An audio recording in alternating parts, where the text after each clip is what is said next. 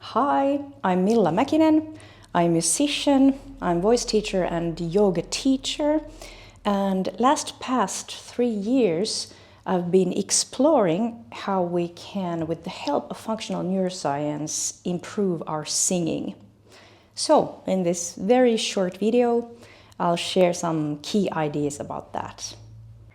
My journey began with senso training here in Finland. I then also explored the Volodalen method. They are called, by the way, motor preferences experts in English-speaking community. And yeah, I have to mention they have amazing social media content. Just a side note here. I also have explored Z-Health, and I had to say that each of these offers unique ways to understand how the nervous system shapes movement. And one of my biggest realizations was this, that I thought I was teaching vocal technique, but actually, like many of the things we think are vocal technique, they are actually about how the nervous system organizes movement. And that's not something we can teach from our own body's experience.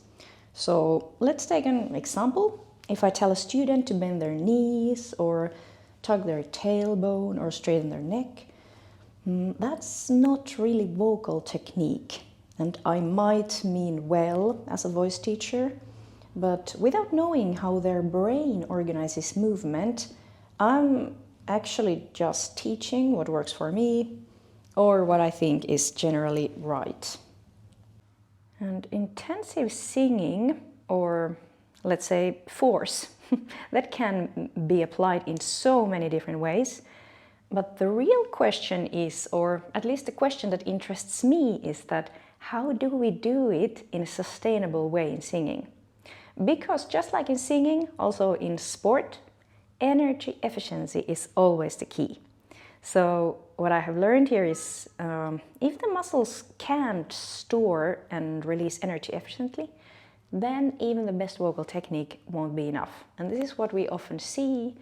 There are like wonderful singers with amazing technique, but the body doesn't quite work. So we want the body to be very coordinated and balanced, so that it can produce intensive sound and this good quality vocal technique without any unnecessary tensions. Some of these methods, they start by profiling how your nervous system prefers to move. And then we look at things like strength or balance and mobility, often by observing changes in spinal alignment or shifts in center of gravity. And this helps us create a movement profile, or we could say your motor preference. And that's never a box, or that's never a rigid box to put you in. Let's put it like this. It's more like a flexible tool, and it always adapts in each situation.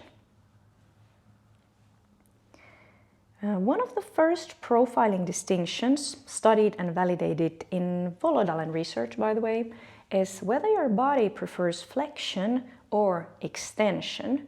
And they call these types terrestrial and aerial. And aerial types, they often work better in extension-based positions. For example, this flat back or neutral pelvis position works for them better. And they have stronger posterior chain, and I mean like the back of their body, and they keep their center of gravity more forward, which gives them this sense of support. And on the other hand, terrestrials, they work better in flexion-based singing positions, and in voice lesson that could mean, for example, that we are trying to find this naturally curved lower back position and bent knees, because they have more dominant anterior chain, front of their body, and that gives them this like sense of support. Both of these styles already appear on stage, but we didn't really have a language for describing them, and I believe that these methods can give us that language. And still reminder that this is not about labeling or limiting people. The idea is that we're helping each person to find their best source of support.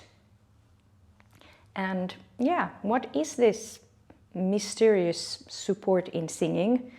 So what I think today is that I think that it is that you know if you are posterior chain or anterior chain dominant singer, and then you know that which position, extension-based or flexion-based position, activates your best muscle chain in order to give you the best sense of support.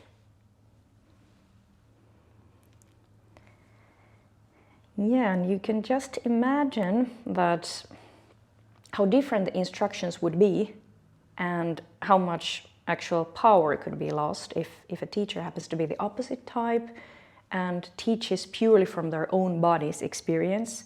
So these methods remind us, all of us who teach or coach or assess bodies, that it can be a bit questionable to comment or correct someone's posture only based on, let's say, your own preference or your own body, or just your general idea what you think that is right and how things should be done.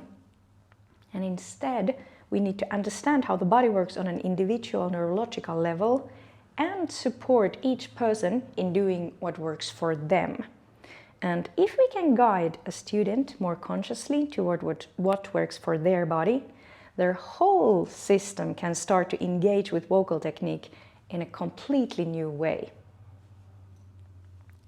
So when you know your motor preference, you can build technique that actually fits your body. It supports your technical development, helps you find energy efficiency, it enables this long-term progress, and it's never ever about forcing yourself into one ideal or model. It's more about working with your own system. If this very short video sparked your curiosity, feel free to send me a message. I would really like to hear from you. And if you are nearby, I'm in Helsinki, Finland. Please come to a profiling session. Let's find out together your motor preference and how can you use it in order to improve your singing or even playing an instrument.